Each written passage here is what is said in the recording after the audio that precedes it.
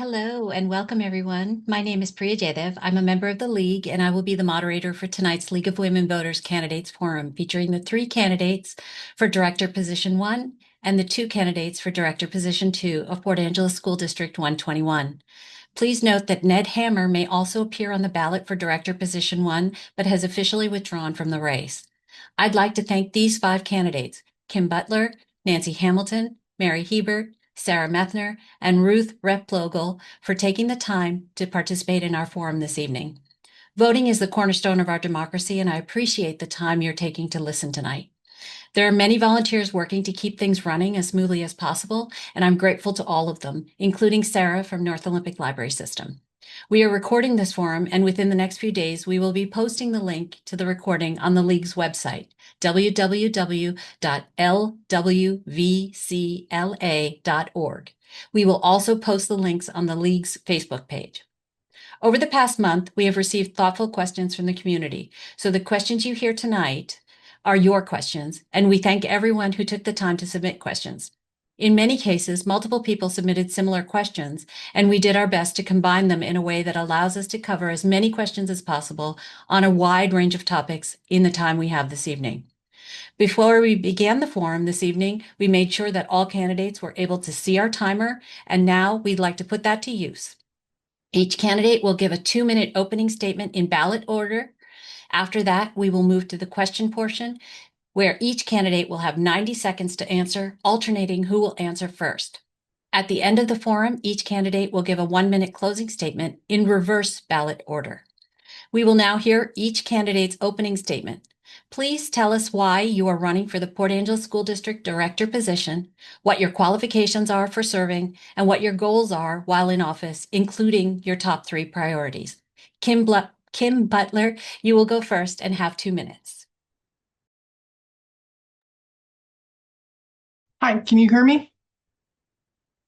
Hi, my name is Kim Butler. I'm running for the school board position 1. I hold an MBA position, I have an MBA and bring 25 years of leadership experience in school nutrition. Both I have worked in the public and private sectors. Most recently, I served as a nutrition director for a small school district outside Denver, Colorado.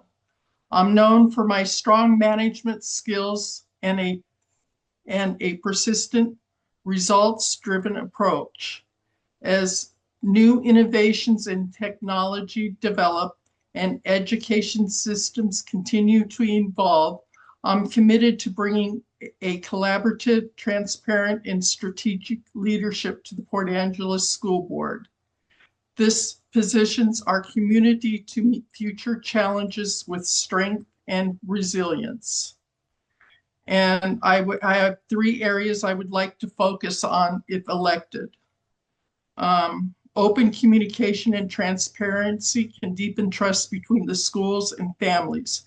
As a school board member, I would support policies that would give parents more visibility in what students are learning and how schools operates. And my second priority would be to focus on reading and math skills. Based on current test scores, it is clear that the school district must sharpen its focus on foundational reading and math scores. And my third focus would be on to increase attendance scores. Right now, the Port Angeles, or right now, the attendance is very low, and we have an attendance policy that is 11 pages long. Ruth Replogle, you now have 2 minutes. Thanks. I'm Ruth Replogle, and I recently retired from a 34-year career in special education, middle school teaching. 25 of those years were in this district. And I don't have the answers to everything, but I certainly know how middle schools work and have a pretty good idea how the rest of the schools, the rest of the levels of schools work as well. I have mad research skills and I am willing to dig for answers when I don't know the answers to questions. I'm not a rubber stamper. Um, and I certainly have a burden for the attendance levels, which I found appalling. It's really hard to teach kids when they don't come to school. And I certainly share that vision, an emphasis in that area, because I believe that the kids in this district deserve the best we can give them, but we can't give it to them unless they're sitting in front of us. And I know that funding is going to be a little bit rocky and quite tight going forward, certainly in the next few years. And I'm willing to do what it takes to help make it as smooth as possible.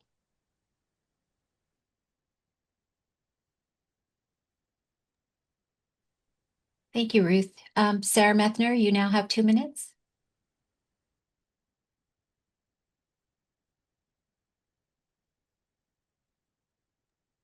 Did we lose Sarah?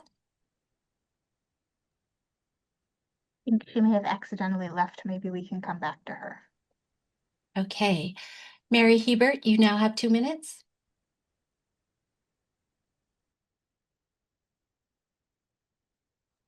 Could you please repeat the questions for me?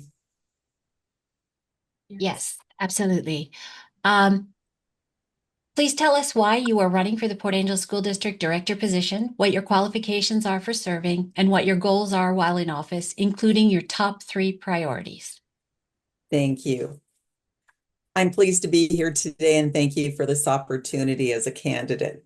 I'm running for a second term as a board member for the Port Angeles School Director position number 2. I am passionate about quality public education. My qualifications and experience include 19 years serving as a teacher, 9 years as a principal, 5 years as an assistant superintendent. In addition, I also served as president of the Port Angeles Education Association. As a school board member, I will continue my commitment to student success and collaboration. It takes teamwork, open, honest communication. Key issues we are confronting are school culture and social emotional support for our students. We have some wonderful success stories with family navigators who remove barriers for success. Food insecurity, we connect resources, clothing, power in homes, how to navigate complex systems. Outside the box thinking to eliminate barriers. In addition, we have known partnership resources, medical and dental.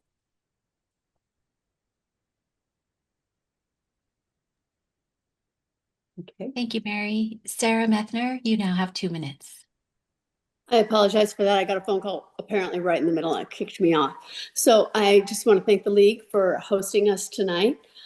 In terms of how I've become prepared for this position, I've been doing this position now for 15 years. I have a degree from the University of Puget, or excuse me, Oregon, University of Oregon. My son went to University of Puget Sound. I got a little confused there. I have also raised 4 children, all of whom went to the Port Angeles School District, and I am a big proponent of public school. In terms of pressing issues, I think our most pressing issue right now, well, I have 3, our cell phone usage and its effect on our behaviors, our attention spans, and our student safety, I think is something that we really need to start focusing on. We have a policy in place, but it needs to become more robust. And we're looking at other districts that have done it very well. And we're going to spend this year making sure we roll it out intentionally and in a way that everybody is aware of that those policies are going to be. I think we have some real trouble with our special education funding and it being consistent. And we have uncertainty around our funding coming through the federal government. So we have a few real big funding issues. We are going to have a little bit of respite from the state in terms of our special ed funding, but it's not as glorious as it sounded at first. I just have 30 seconds to tell you the achievements that we've done while I've been on the school board. We've established Seaview Academy, which offers alternative education to kids who need it. And that's just not just our kids, but students throughout the state. We have counselors in every school. We have the known mobile health clinic. We have navigators now who are really focusing on kids and families, their mental health, and that's going to help with your attendance issues that people are concerned about. We have the bond and the levy. Need I say more? Thank you, Sarah. Nancy Hamilton, you now have 2 minutes. Thank you. Sorry, I'm a little under the weather. Hello, my name is Nancy Hamilton. I'm a U.S. Army veteran. I'm running for Port Angeles School Board Position 2 because I care deeply about our community and the well-being of our kids, and I want to contribute my strengths to build a school system that puts our kids first and supports our educators. I have been endorsed by the Lower Elwha and Jamestown tribes, as well as the Washington Education Association.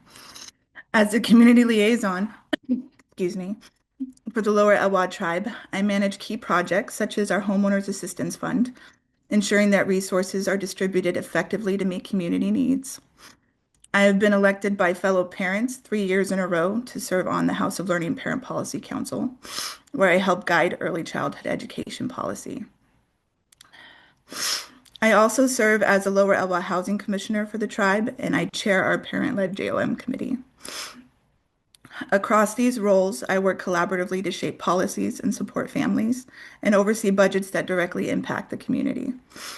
If elected, my goals are to increase transparency and public trust in the school district by making information more accessible and processes easier, to ensure decisions reflect the voices of parents, staff, and students, and to support educators and school staff with the tools they need to serve our kids. And I want to do that as a team together across all agencies. Thank you. Thank you, Nancy. The first set of questions for the candidates this evening relate to student learning and instruction. Our first question on this topic is a general one. In your view, how can the district help children develop critical thinking skills that will serve them through life, irrespective of the career path they choose? Ms. Replogle, you have 90 seconds to answer this question.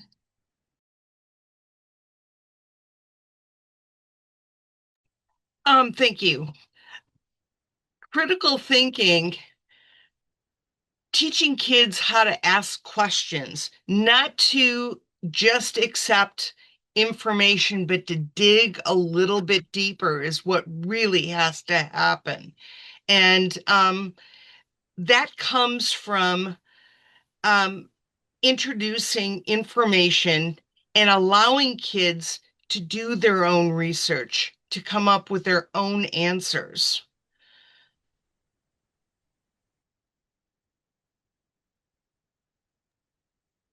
Thank you, Ruth. Ms. Methner, you now have 90 seconds. Thank you. I think anybody who knows me knows that I have been an advocate for years to get librarians back into our schools, not just our high school, but our elementary and our middle school, because librarians are going to be our first line of defense. But in addition to that, we've established 3 separate courses, college in the classroom at our high school level, where these kids are taking courses developed at Eastern Washington University. They're graduating with college credits, but those are designed really to get kids to start learning and working through these systems.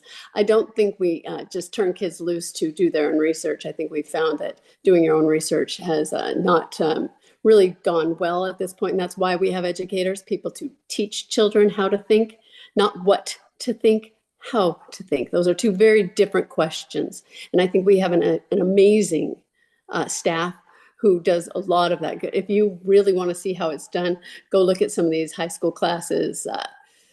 Angie Miner-Gooding is doing one, and these kids are doing phenomenal work. If you look at our TSA down in the middle school, those kids are really researching, but they're being also guided by educators. And I think that that's vitally important. Who we've chosen to be our educators are great. But yeah, getting some librarians, some trained librarians back in the schools, which unfortunately is a cost that we have not yet been able to bear in the last 15 years, but I'm hopeful. Thank you, Sarah. Ms. Hebert, you now have 90 seconds.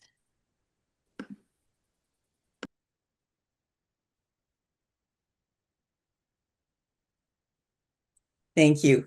Critical thinking is a cornerstone of education in all of our students' needs. We have gone to, Sarah already mentioned, several high school formats that'll prepare for that. Our students at the elementary grades are very curious. And for them to have that encouraged and for teachers to work with them and respect other people's viewpoints is something that happens in our classes regularly. The students with higher examples of writing may take one path, other students may take another one.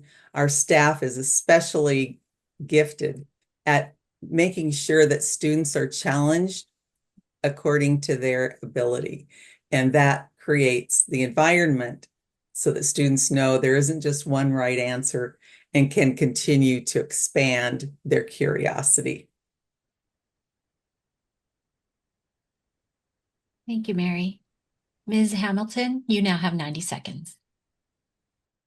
Could you repeat the question, please? Absolutely. In your view, how can the district help children develop critical thinking skills that will serve them through life, irrespective of the career path they choose? I think that everything mentioned is of premier importance. I think what Ruth mentioned about, doing your own research and thinking freely and coming up with your own conclusions and comparing those to what your educators are guiding you to teach. I think they're two very important elements. But I think a core piece of that is the trust, the relationship between the educators and the students. And I think that you need to develop that. And that is critical to getting the messaging across about the importance of critical thinking and perhaps sending a unified message across educators' briefs and, how we're going to approach this, given different student needs and taking to that in consideration as well. Thank you. Thank you, Nancy. Ms. Butler, you now have 90 seconds.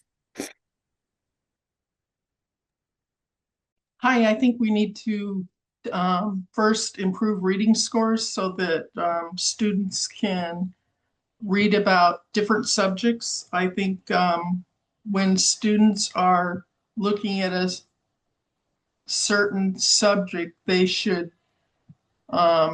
teachers should have them trade places on different viewpoints so they can understand all aspects of the subject. They should question their sources. Like for political issues, they should go to a conservative network, get that viewpoint. They should go to liberal networks. They should get different viewpoints so that they are not trusting one source and they can form balanced viewpoints. And I can guarantee you as they grow up, their viewpoints will change over time. But I do believe that they need to improve their reading scores and become more proficient so they can do more research and get a more balanced view in different subjects. Thank you, Kim. The next question is multi-part. What is your view on the use of cell phones in school? How is the district currently addressing this? And do you think use should be restricted? And if so, how? Ms. Methner, you now have 90 seconds to answer these questions. Thank you. I hope that I will hit every part of that question. As I said, I think it's probably the most concerning thing that's happening. The research is very clear that kids and screen time screen time is addictive. I know I have that problem, how much time we're spending on our phones. And in the classroom, it just adds to behaviors that aren't wanted. And it goes on to more of a psychological, when you look into it, it goes into the psychology of things. Children don't feel as safe because of the cell phones existing. So we have a policy right now. It's that phones are not to be used in classes or being out during class. They can be used at passing periods. And I'm talking primarily at the high school. I do not believe, and I believe our policy should reflect that there should be no screens at the elementary level. Here's the rub when you talk about screens, is you have cell phones, but you also have us having told our children for the last 6 years that you have to look at a screen to do your work. And so we need to figure out how we can maybe back a little bit away from that. Plus, this is as you can tell, a very complex situation, because there's a lot of information in your cell phone that you can get. And do we keep kids away from getting that information? No, we have to figure it out.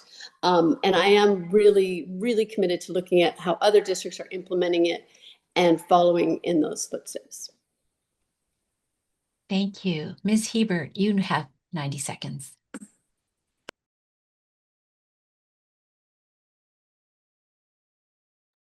I would support the limitation of cell phones in schools. I think the people that will often have one of the most difficult times with that will be parents, because we're so used to instantly being able to contact their children at any time of day. And that's going to be something that will be difficult for them as well. So it's going to take a community of people determining that this is really worth it. And I would also agree that elementary schools, it's not something that should be instantly used. And I think a lot of our high school students would benefit from a limited amount of cell phone. So for me, as we look at this in our policies, we will have to consider all the people that will be impacted. And there certainly might be some legitimate reasons for some students to have that instant contact with their families. But I would be a proponent of having them restricted so that students at the high school are focusing on the work. And I'm not saying that they can't have phones for a particular subject or a particular time, but I think that the interruptions that the cell phones create also do a lot of damage for students' self-esteem, depending on the student's use. Thank you. Ms. Hamilton, you now have 90 seconds. Hi, thank you. Well, this subject gets brought home sometimes because my husband's a teacher at the high school, and he's been teaching there for about 15 years. And I think what I hear mostly is that there's a policy in place, but it's really hard to manage, because of all the moving pieces. I think to really solve that issue, um, I'm also for restricting cell phones in school. I think they're highly distracting. I think they take away from lessons being taught for sure on every level. But I think a good solution would be to have a community forum and be like, hey, ask parents directly. Some people may not agree with me, but hey, this is the goal. How do we reach together? And what are some of your ideas? How could you help at home? What can some of your messaging look like to help support this effort? Because again, without that, I don't think it's going to be successful because cell phones influence are too broad reaching. Thank you. Thank you. Ms. Butler, you now have 90 seconds. I also think a community forum would be great. But in the end, I do think we should restrict access in the classroom. We need to focus on education, and you can't teach when the students are accessing their cell phone all the time. And I do think they should be restricted access in the classroom. But the parents should have they should be, they should have some say and give their opinion on what's going on. Thank you. Ms. Replogle, you now have 90 seconds. I spent so much time being the cell phone police when I was in the classroom. And I know that a kid who's sitting and looking down is not paying any attention to what's going on in class. And I got very irritated at parents who would call their kid or text their kids for seemingly not really terribly important things, when if you call the school, they get a message to a student within like 5 minutes. They're very, very good and very prompt. Cell phones just have no place right now. They can be used for good. Certainly, there's a breadth of information that's accessible using a cell phone, but I think that kids in school are just not mature enough to use it, and it does detract from what we're trying to do in class. Thank you. The next few questions focus on instructional areas. Please share your perspectives about math, social studies, and language arts instruction in our schools, and with math in particular in the middle and high school arenas. Ms. Hebert, you have 90 seconds to provide your perspective.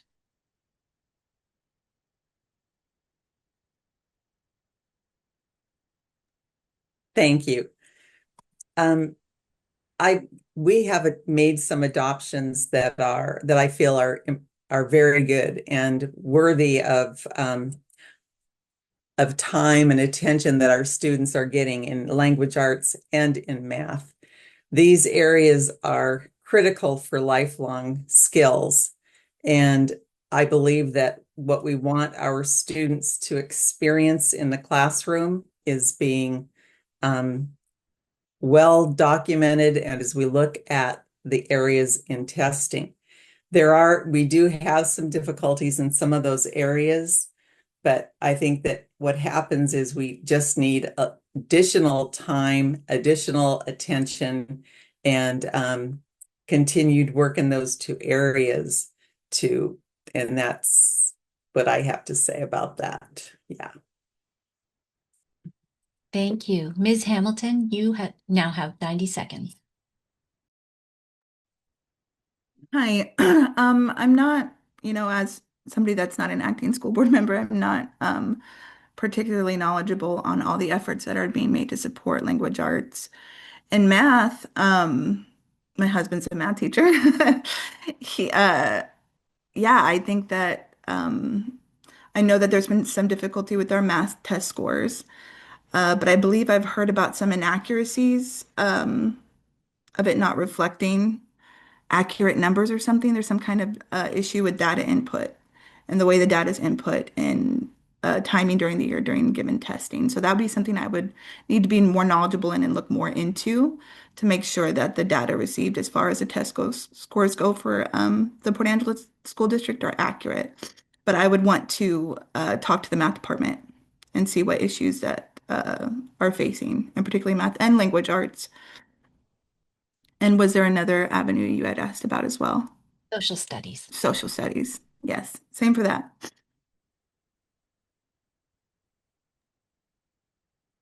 Thank you. Ms. Butler, you now have 90 seconds. Hi, if they're not being successful, I would look at new curriculum. Like in math skills are low according to the testing. So like at the high school, I would maybe make it fun for the kids and maybe give them a fake job, maybe make the pretend that the kid is self-employed and have them figure out the taxes, or give them a stock fund and have them do the math, and when they are successful in math, reward them for good behavior, maybe hit up some vendors in the Port Angeles area, and when they're doing good in math, give them gift cards to reward them for good behavior. And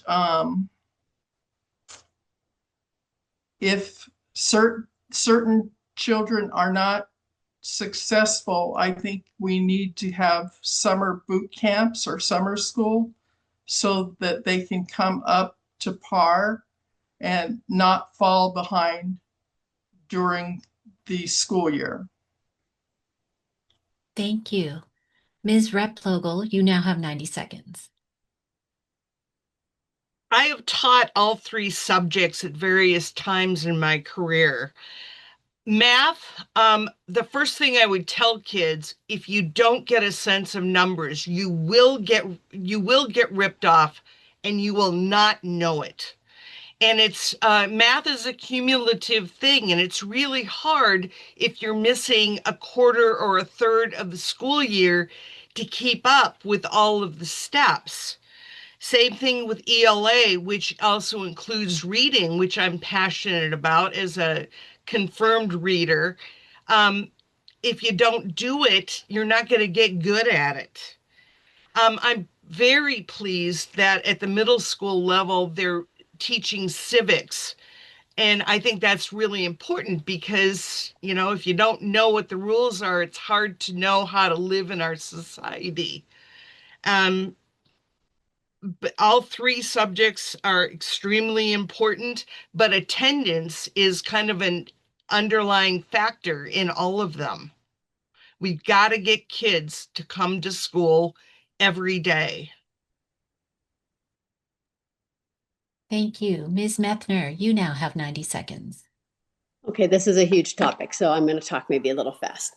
First, let's just take social studies. We have some very robust college and high school classes at our high school that are getting kids college credits that are very high level civics courses. We also have our STI curriculum, which goes K through 12, which is just integrating our Native American cultures into our English classes, into our social studies classes.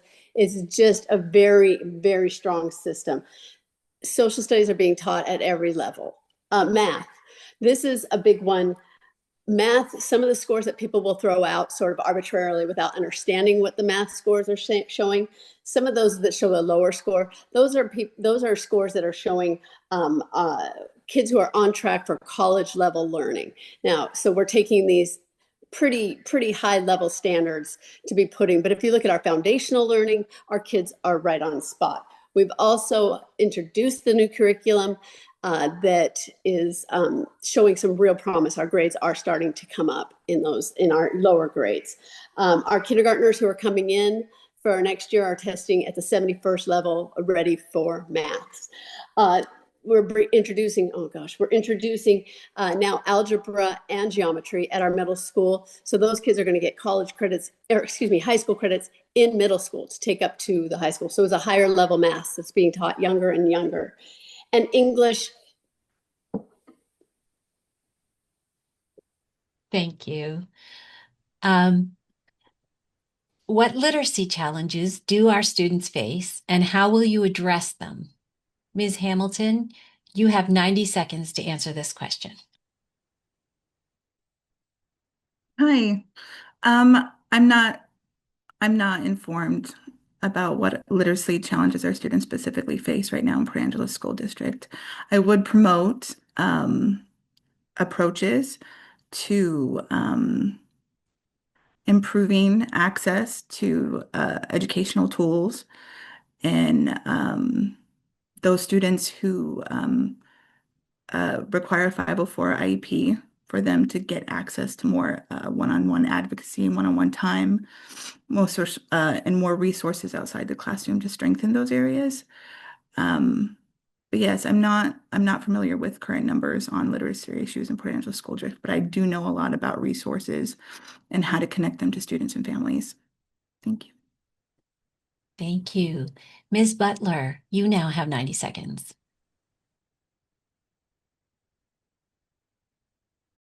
there. Hi, I would promote student mentors to help with literacy. I would, I guess practice makes perfect.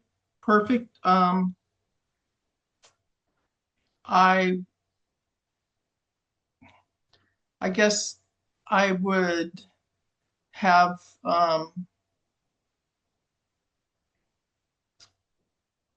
I guess I'm not as good with the literacy issue either, but I think tutors are always a good resource. I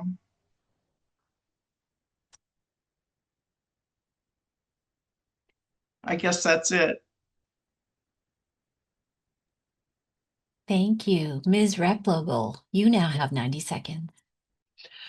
At the middle level, we have a flex period, which is a half an hour on where one grade goes to lunch and the other grade has flex. We started swapping out kids so that they could get small group instruction. And when we can do that, I think that's probably the best thing that we can do. Having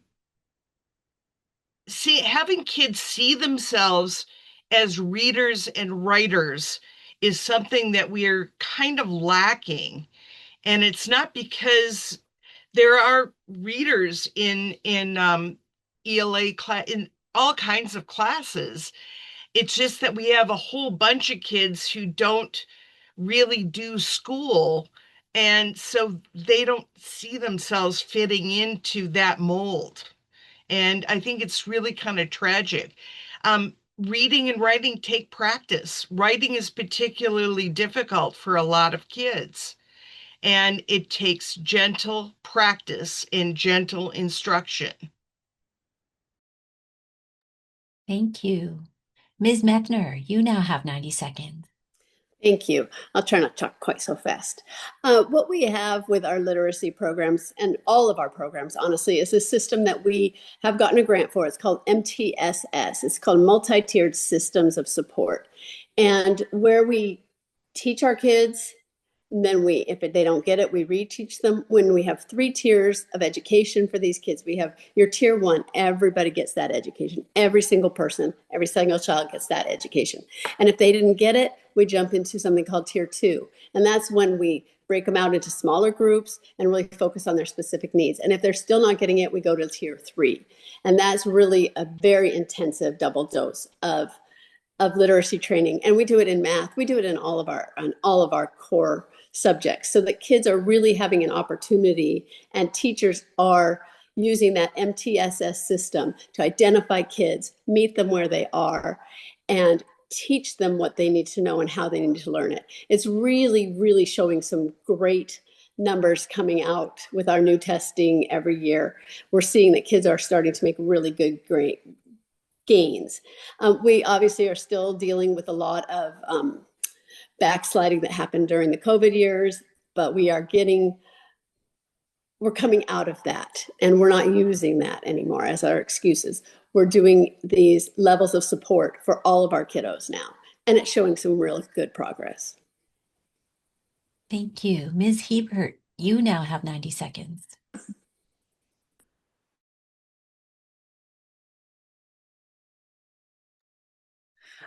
I'll just expand on what Sarah was just saying, because we're very pleased with our systems of support that we have in place for, I'm going to speak from the elementary point of view. So our students are able to get the support that they need to continue to grow. Our literacy is strong. We have a new adopted curriculum, and a lot of thinking goes along with that. And so students are met at their need level. And so with that kind of a system, everyone's working together to ensure that students are getting their needs met, whether that's with additional time from adults or if it's teachers collaborating and providing within their grade level the support that those students need. So I'm very pleased about the progress. I'm pleased with our teachers' instruction and their commitment to work together collaboratively to ensure that all the students are getting their needs met. Thank you. The next series of questions relates to support for all student learners. How will you address the different needs of all students, such as English language learners, students with special education needs, low-income students, and those of different ethnicities? Ms. Butler, you have 90 seconds to answer these questions.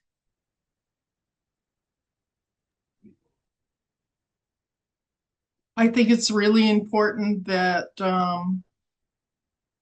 that each group that has challenging situations has student mentors that can assist the students to go on to bigger and better things.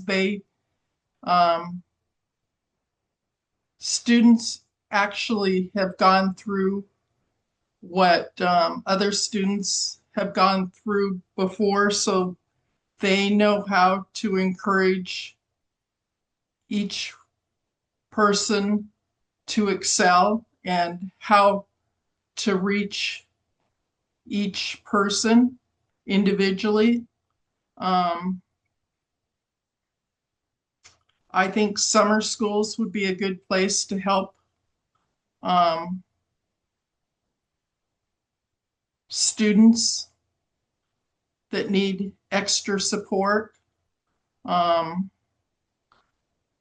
I think homework would help support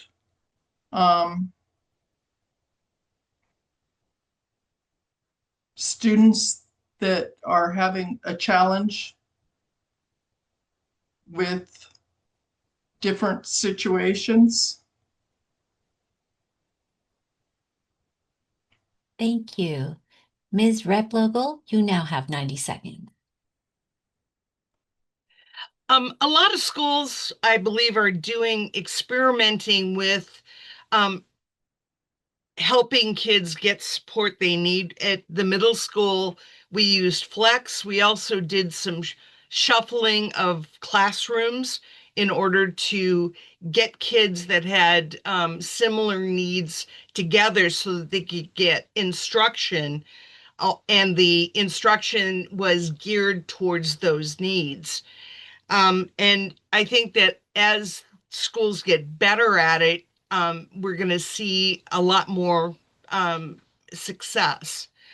We're just kind of starting. It's something that was talked about for years, but we hadn't started doing it until fairly recently. And it does help. Again, if kids don't come to school, we have a hard time serving them. And they don't do work at home. I can guarantee you that. So we have to have them in school to really be able to support them.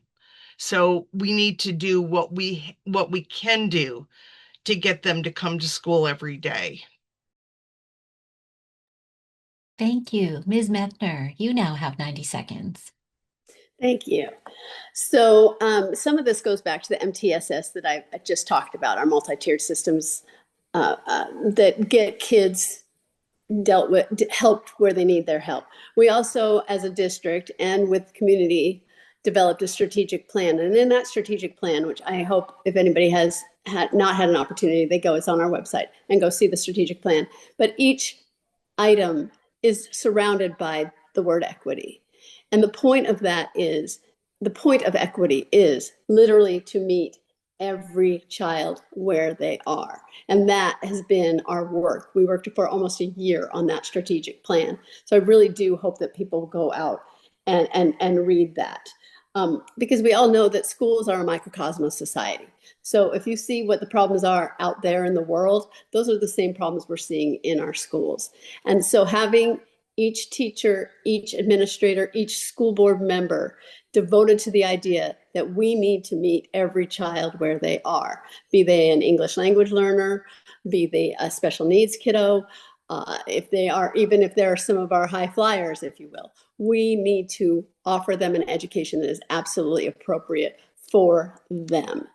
So we use that MTSS system to put those kiddos where they need to be, and we're there to help them. And we do have peer tutoring. We have all of those things as well.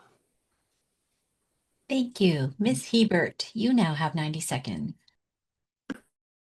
One of the structures that we have in place to assist students and ensure that, as someone had mentioned before, that students are met where their needs are, one of our very valuable solutions to that is we have people that are our interventionists who take a look at the students, so that, because we know that students come from a variety of situations, have a variety of needs. And so by us focusing in on how we can help that student, how we can help their family, that there are ways that we can intervene and support those students that are having difficulties. So we're looking at more than just how do we remediate. It's also what is going on at home that we could assist with, what are the needs of that family. We do have families that have food insecurities, clothing, living conditions, making sure that they have power and electricity on. So we look further and deeper with those students to determine why are they having the difficulties that they're having. And our support then of the whole family unit. In addition to that, we are able to take the opportunity with Known, and you may have seen the buses around town that they have, so that we can assist with student dental, student healthcare needs, so that we're not just looking at a single answer, but rather we're looking at how can we support the families, support their child, so that they're ready for learning. And that is the first step. Thank you. Ms. Hamilton, you now have 90 seconds. Hi, thank you. I agree in meeting every student where they're at. I have lived experience as somebody who's lived in poverty and housing instability and food instability, and I would approach that with the grace and connectedness it deserves. I I think that it's very important to highlight that I think the district only has two, maybe three. I think it's two family navigators for hundreds of students. And I think that position is so important. So I would want to invest more money into creating more positions like that. There should be probably double for the numbers that we have. I think equity involves appropriately staffing, getting our staffing numbers up. I think I would advocate for better para-educator and student staffing ratios. Like, I don't think there's enough staff to meet the needs of our students, and I would reinvest there as well. I would also bring the community together, which is something I'm very good at, and elevating their voices and teachers' voices to get their input on how we should navigate that and those issues, and making sure that kids have everything that they need where they're at. Thank you. Thank you. So for the next question, other communities in Washington have recently passed bans on certain topic areas of books in schools and bans on transgender athletes. What is your stance on these kinds of bans? If elected, will you take any actions regarding LGBTQ plus students? Ms. Replogle, you have 90 seconds to answer these questions. Bans on trans kids on, no, that's, kids are kids. That's where we start. Kids are kids. Banning anything like that is ridiculous in my humble opinion. We have to reach out to kids and families where they are.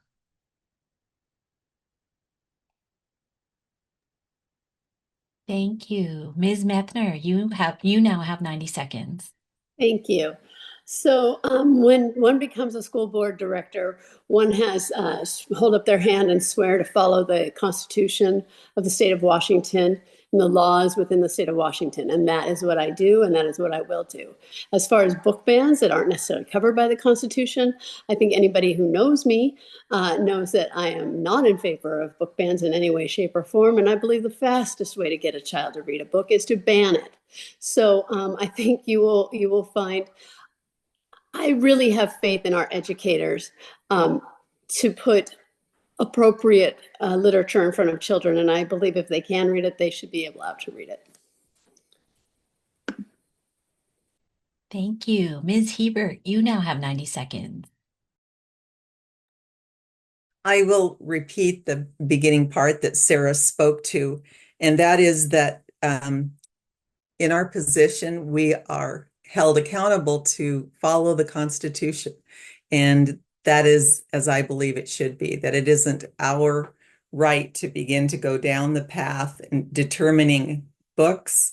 And in the transgender part, since we have laws that cover that, that is our duty to ensure that that remains. So, so I would say no to book banning. I would agree with Sarah that that is something that I would not condone. I trust the decisions of the classroom teacher and the building, as well as the process that we have in reviewing literature.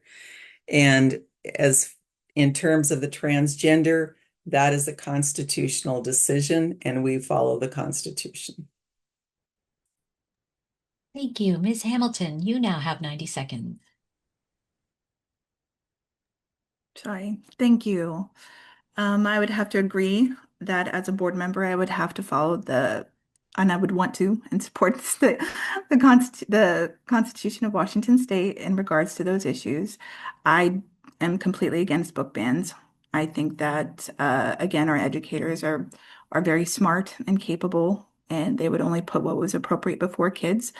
And if there's issues with a certain book title, we would bring all the voices to the table and go from there. I am in fully support of transgender rights, but again, would follow what is outlined in Washington State's Constitution as far as those issues. Thank you. Thank you. Ms. Butler, you now have 90 seconds.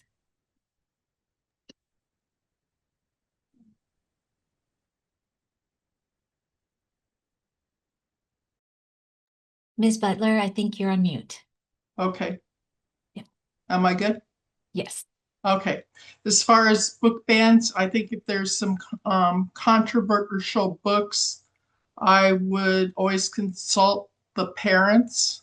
But for the most part, I would not ban books, but I do think the parents have the right to be consulted on controversial books. And as far as the transgender issue, I do think that we should follow the law of Washington State. I do know that there are issues with the transgender issues, and I do know there was the Parents' Bill of Rights, and there were 450,000 people that wanted some changes in the law, and the governor chose not to honor that. And the Students' Bill of Rights was signed by the governor, and I know there's some initiatives that are coming up that might change the laws in the future. And I would encourage the voters to take a look at that in the future, because I do think some laws do need to change. Thank you. The next series of questions focus on facing challenges and shaping the future of our schools. First, enrollment has been dropping in public schools around the state. Why do you think this is, and what ideas do you have for growing enrollment in the Port Angeles School District? Ms. Methner, you have 90 seconds to answer this question. Thank you. And I like that you pointed out that it is every district in the state. It is not just the Port Angeles School District. And there's a few things that go into that. We really have not fully recovered from the COVID pandemic, when kids did end up going home, and families, some decided that that was the the better way for them to teach their children. And in response, the Port Angeles School District has developed Seaview Academy for some of those kids to get some public school education. And we do have and those numbers are growing every year. We're getting more kids, and we're getting kids from all over the state for whom that is very helpful. We also have a lower birth rate. And in Port Angeles, we have fewer families with children moving in. We have a relatively high cost of housing and things of that nature. And then on sort of a more esoteric point, I do firmly believe that the building of new schools, which are going to be demonstrably safer schools, I think that is going to lure, for lack of a better word, some kids back into the public school system when they see some of these 21st century opportunities that are going to be available in these new buildings, and the fact that they're going to be in a single building with a single point of access, where kids really are going to be much safer. I think, and they're going to be safer from all things, not just the outside world, but also earthquakes and things of that nature. Our whole town will be safer because of that. So I'm hopeful that those new buildings are going to attract more kids back into our public schools. Thank you, Miss Hebert. You now have 90 seconds. Thank you. I would like to say that we as a school system are taking a look at what our students' needs, and both programs, Lincoln High School and Seaview, are providing options for families. And we're very pleased. We had our first in-house graduation for those students who were attending, and Seaview, and we had great turnout, and it was evident that having an alternative to the standard high school was welcomed by these people. And there were a variety of reasons for that. And so I was very proud to see that we had provided an alternative that allowed more students to get an education and participate with pride with their families. And so I think that traditionally how we have done things is not always the way that meets the current needs of our community. And so I think that as we continue, we will learn more about that. But I am pleased with the choices that we're making at this time. And I too agree with Sarah that when we have the new buildings and all that goes with that in terms of safety, access, and a great place for staff to work and teach, we will have people come to our community who may not have been here before, who will be inspired by beautiful new schools that are taking into account students and staff. And so I'm looking forward to that happening. But in the meantime, I feel that we have alternatives that meet many people's needs, not right or wrong, but it meets the needs. And that's what we want for all of our students. Thank you. Ms. Hamilton, you now have 90 seconds.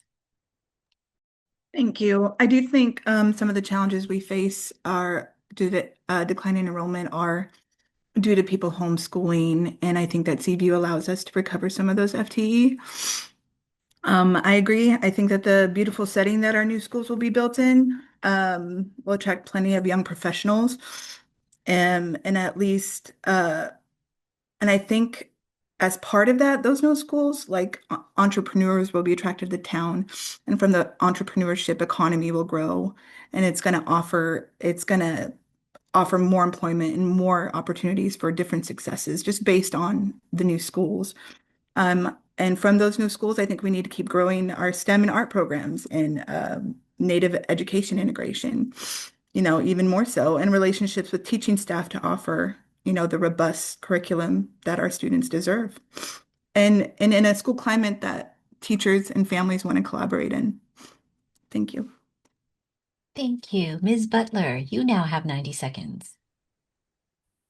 I think there's low birth rates. I think more people are homeschooling their children because of the political environment. I think there's a lot of retirees coming to settling in the Port Angeles area. I have looked online, and I think more people are going to be settling in the Port Angeles area, and the trend is going to be trending up to more families settling in the Port Angeles area, and there will be more children, and enrollment is projected to go up. Thank you. Ms. Replogle, you now have 90 seconds. I was very pleased when Seaview Academy started because having that as an alternative to brick and mortar, I think really does bring in FTE. We've also had some hybrid programs through the high school. I think Lincoln was doing that for a while, where they had some kids coming into brick and mortar, doing some of their classes online and doing some of their classes in person. That's helpful.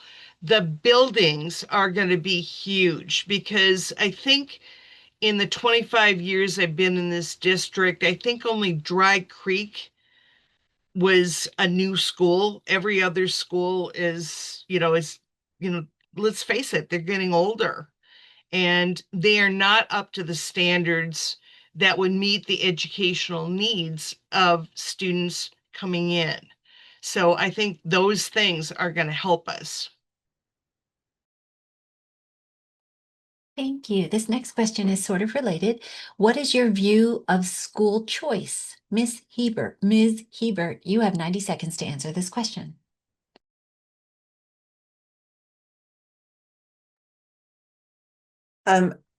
School choice is available to people to make a choice from, and there's a large range about why school choice is something that would attract some people and not others.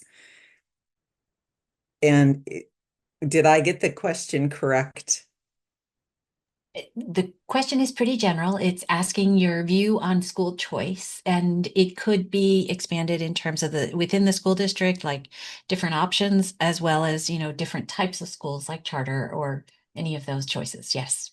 Well, for sure, I'm a proponent of public education and public schools. So that is always, where I would hope that students and families would choose to be.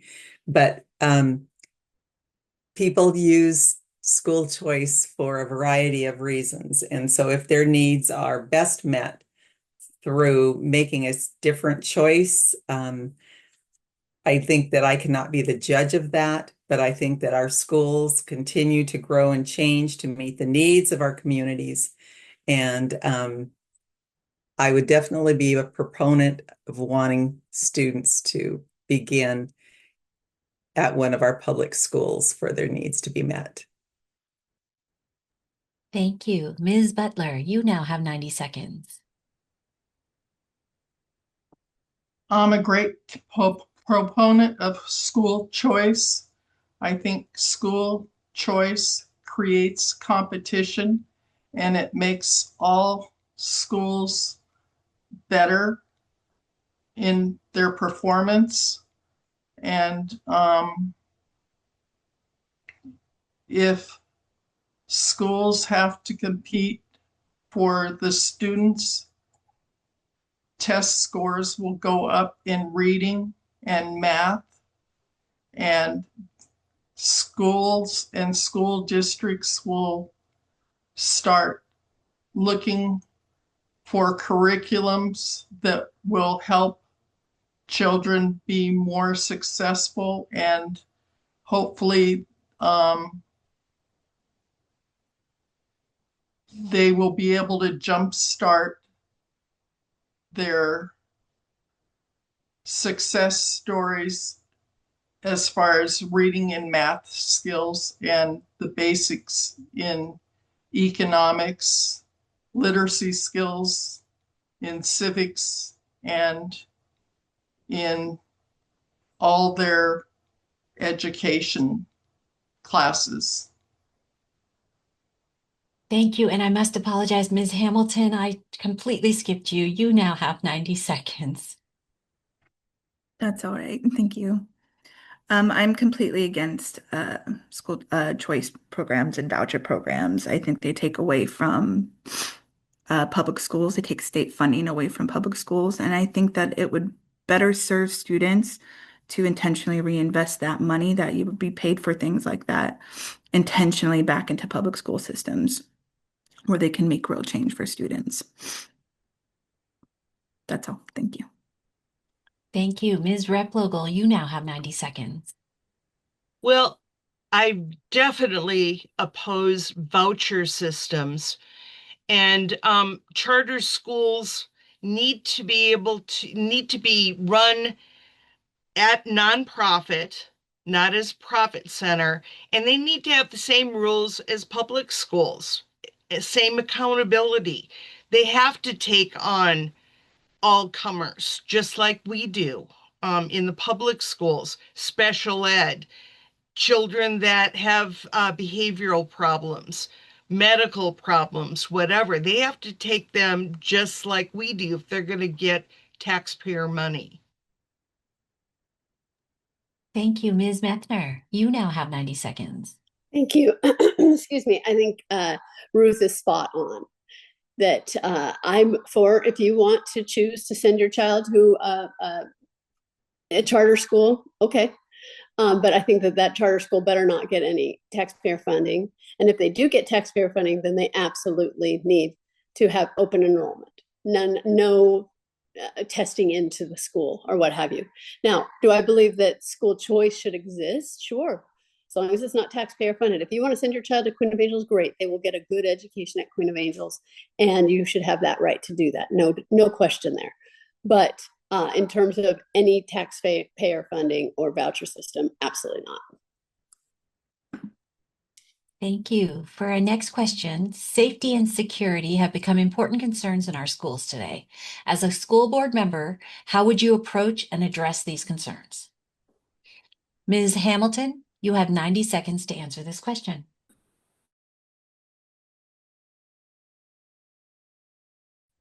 Was that safety overall? I'm sorry, I didn't quite catch my audio, didn't quite catch it. Yes, safety and security. I think it's an obligation of school board members to be proponents of strengthening safety for our kids. I think we should prioritize safety planning, secure campuses, have clear protocols, do trauma-informed drills, not just like reacting to fear. I think we need to strengthen our partnerships. If I know they're already pretty strong, but we can do better always with local law enforcement, and to make sure our communication and messaging is dead on and clear when it comes to those situations. We need to encourage listening to students because they often know as well that there's something going on before adults do. And yeah, I think the new buildings are going to do wonders for that as far as access points.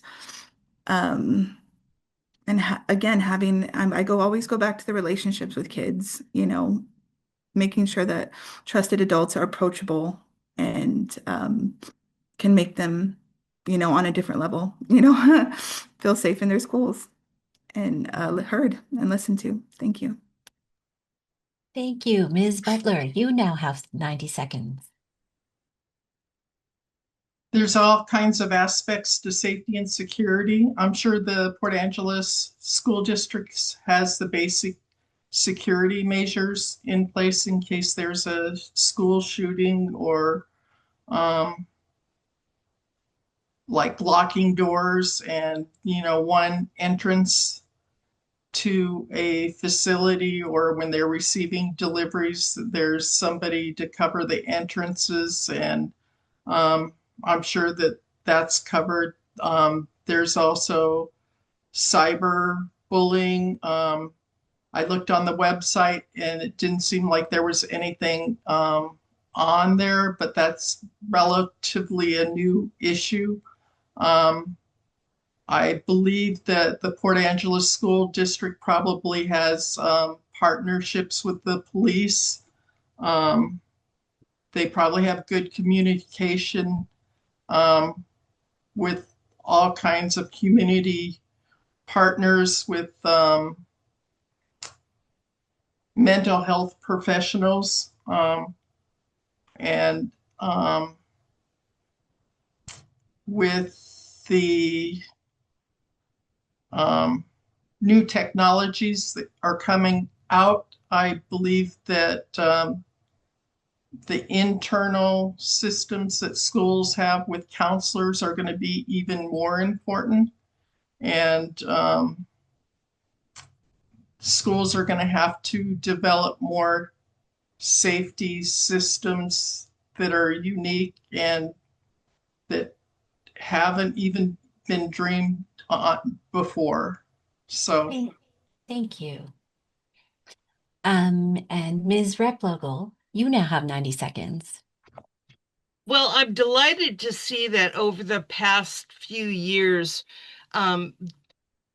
sites have plans now. Hardware is being installed. We have buildings that are really hard, to the most part, to totally secure, but we're implementing things to make them more and more secure. New buildings, of course, are the safety will be designed into the building, and it's going to be, less kind of scramble to make do with what we've got. So we're getting there. And drilling, of course, is important, but drilling in a not scary way. To just be aware of what's going on around you and what's happening in the schools, and reassuring kids. Sometimes drills can be very scary, and reassuring kids is kind of important too. Thank you. Ms. Methner, you now have 90 seconds. Thank you. All right. Well, I think it's pretty clear that this board has been very dedicated to this idea. As soon as we passed our first capital bond, or excuse me, our first capital levy, the first thing, literally the first thing out the door was putting up safety vestibules, building safety vestibules in every elementary school, which makes it so when you come in, that's as far as you go until you're cleared by our secretaries. So that was, literally the very first thing we did. And not only that, we also did it with our own local builders. So we didn't go out of town. We kept our work local. So that's one. The second option, secondly, we have an an ES chat interface. So all of our administrators can literally call directly to our first responders. So we aren't having to do, I have to call central services, tell central services we have a problem. It is an immediate response thing. And I think we are it's pretty clear that all of our drills and things have come to good fruition. We've had a couple of real big scares this year, and each time the perpetrator has been identified very quickly. And you can talk to any of our sheriff, our police department, and they will say that the district did everything exactly spot on. So we are, and our new school buildings obviously are going to have all of those safety measures and more. It's just going to be a safer place to be. And hopefully that will resonate with our kids as well. Thank you. Ms. Hebert, you now have 90 seconds. Yes, I'm really repeating what Sarah said, because the new buildings, that is absolutely, we feel confident about how that's being planned and dealt with, and so that we can be assured that on a campus like the current high school, that we're taking care of the needs of our students by ensuring that there will be safety features that will far exceed what we're able to do with the current location. And all the staff they all have drills. Many of them have additional safety pieces in place depending on how that building is built. But we're pleased that all the adults are ready and prepared for anything that may come their way in terms of safety. And so I would just assure the public that people work on that. Students are taught all of the strategies of what needs to happen if we have some kind of an emergency. And so we have all those pieces in place with our existing buildings, but we're looking forward to the time when all the buildings that our students are in are safe places to be with a single access so that we can ensure safety more readily. Thank you. And then what role should the community play in supporting the education of children? Ms. Butler, you have 90 seconds to answer this question. I think the community can play a pivotal role in supporting the school district from mentoring students, from supporting good behavior with the students when they do good in math, or when they go out of town and do presentations and are successful, when they get scholarships. They could give gift cards out when they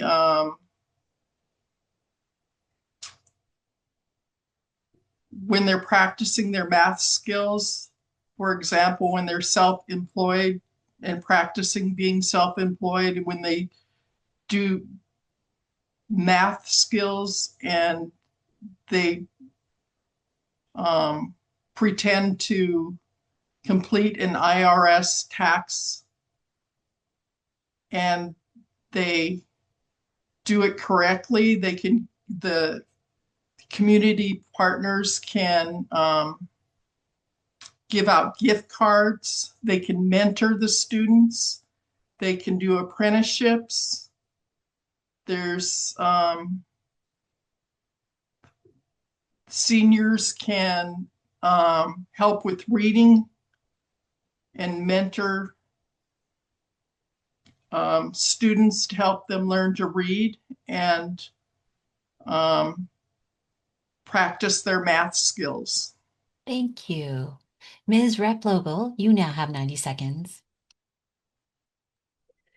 Well, our community has been amazing in supporting Port Angeles schools. Pretty much anytime that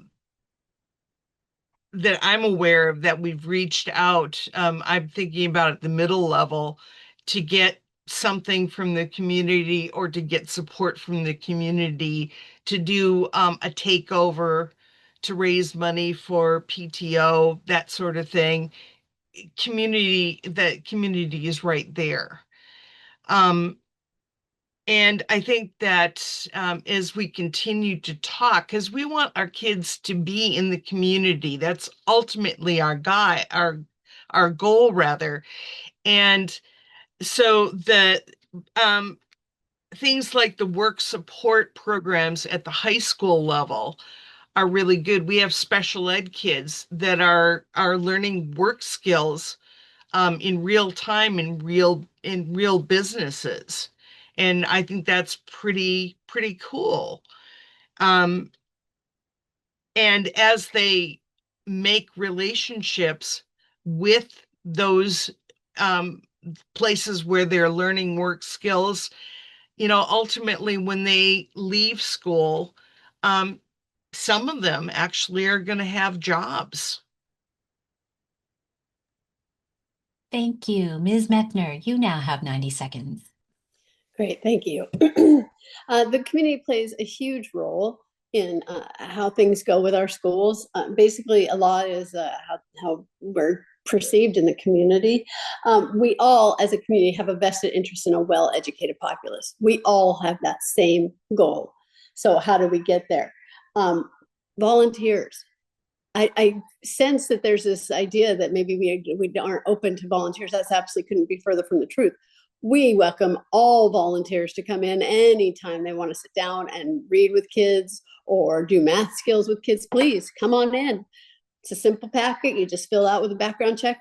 Welcome. We also have open board meetings. Anybody can come. They can talk with us about their concerns. Once a month at our board meetings, at the behest of a community group that was pretty upset last year, was, hey, you guys aren't transparent. We can't communicate with you. So once a month, we have open meeting before our board meetings where people are welcome to come and talk to us. And I would like to say that that has been used, but I may have had 10 people over the entire course of the year coming to talk to us. It's a time when you can just sit down with a school board member and get your issues or ask how you can help. We're there. We have established that. We're not going to stop it. So anybody who's watching or who's running even, you're more than welcome to come to our board meetings to see what's going on. Thank you. Ms. Hebert, you now have 90 seconds.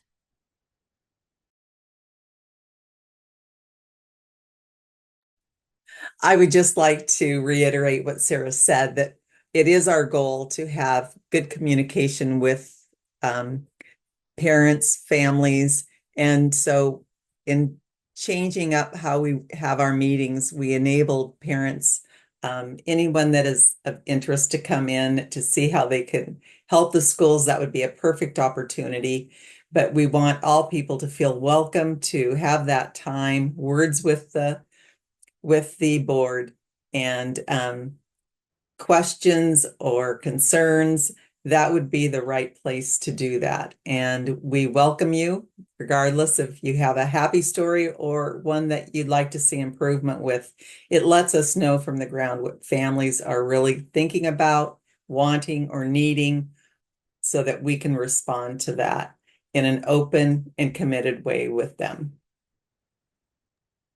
Thank you. Ms. Hamilton, you now have 90 seconds. Thank you. Our community is so wonderful. They show up in a variety of ways for our kids. They scholarships, they show up for concerts and to support the arts. Our beautiful Fields Arts Center is just going to be the most wonderful place for our future artists to be around, like, and for the town of Port Angeles. The bond and levy, I mean, that's proof of how committed the community is to our kids. And as such, their voice, our community's voice should be heard when shaping policy. And as a potential board member, I would be there. I would listen. I would communicate. I would respond. And I would be proactive in that engagement. Thank you. Thank you. So it's 6:52. I don't think we have time to cover the budget and fiscal responsibility area. I think we're going to have to move to the closing statements. So it's now time for your closing statements, which will be in the opposite order of your opening statements. Candidate Hamilton, you now have 1 minute for your closing statement. Thank you. I just want to thank the League of Women Voters for hosting tonight's forum. That was amazing. Thank you. I just want to say I want to be here for the community as someone who's approachable and someone that you can talk to. I will listen before I act. We need leadership that builds relationships, and that is what I'm great at. I believe every student, regardless of background, deserves trusted access to opportunity, dignity, and success. I'm not running for the title. I am running to serve just like I always have. And I would be honored to earn your support and your vote. Thank you. Thank you. Candidate Hebert, you now have 1 minute. Hey, I bring my experience, expertise, and collaborative leadership to this position while pledging my continued dedication, professionalism, and commitment to communicate effectively with our community. I am committed to the success of our students, and I ask for your support and your vote. Thank you. Candidate Methner, you now have 1 minute. Thank you for the opportunity to talk with the league tonight. I've been asked why I continue to want to serve on the school board. And to this, I say I've spent the last 15 years working to get us to where we are now. It's work that we aren't done yet, but our achievements have been many while I've been on the board. I want to be part of this school board so I can continue the work that we have been done. And who wouldn't want to, after 15 years, sort of start to see some of the fruits of their labor. It's easy to come on right now and want to get onto the board, but you had to have been there. I mean, you didn't have to, but it's been nice to have been there the last 15 years. And with a new superintendent coming on, I think my knowledge, my history is pretty valuable to the board because we have a relatively young or new board, if you will. So I think that my experience is really important, particularly with the new superintendent. And I really do ask for your vote because I love what I do. Thank you. Candidate Replogle, you now have 1 minute. I love Port Angeles. And the thing that I really like is seeing kids that I've had out in the community being successful.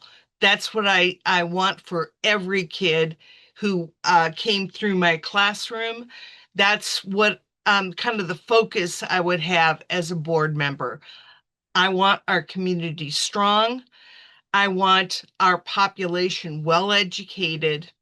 I ask for your vote because I'm committed to making it happen. Thank you. And finally, Candidate Butler, you now have 1 minute. Hi, it's time for transformational change. I'm running for the school board because I believe that the test scores are low. We need to bring up the reading and math scores. And I've heard that that the curriculum, we have a new math curriculum, and we're seeing some progress. And I believe that it will be, we'll have some progress of 1 or 2% a year. I don't believe that's good enough. As you can tell, I'm not a public speaker, but I do believe that we can bring some great changes to the Port Angeles school district, and I'm the person to do it. Thank you so much. Thank you, everyone, for listening to this focused policy discussion tonight, and thank you, candidates, for your thoughtful answers. These candidates have taken the bold act of running. Now it's our turn to do the voting. If you are not yet registered to vote, we encourage you to go to votewa.gov and get yourself registered, either online or by mail through July 28th, or in person at your county courthouse until August 5th. If you're not sure about your voter registration status, you can check it on the votewa.gov website. If you want more information on the candidates, we encourage you to visit vote411.org to read the candidates' written responses to a variety of questions. Ballots will be mailed out July 18th and can be mailed in or placed in one of the many drop boxes throughout the county. Election Day is August 5th, so please be sure to fill out your ballot and get it either in a drop box or in the mail. I'm asking everyone to vote and to talk to everyone you know about voting. Make sure everyone has a plan to get their ballot in. This forum has been recorded, and a link to the recording will be posted on both the League of Women Voters Clallam County website and Facebook page in a few days. Once we have it posted, be sure to spread the word among your friends who are unable to join us live so that everyone can be an informed voter. Thank you again to our candidates for participating in tonight's forum. Good evening, everyone.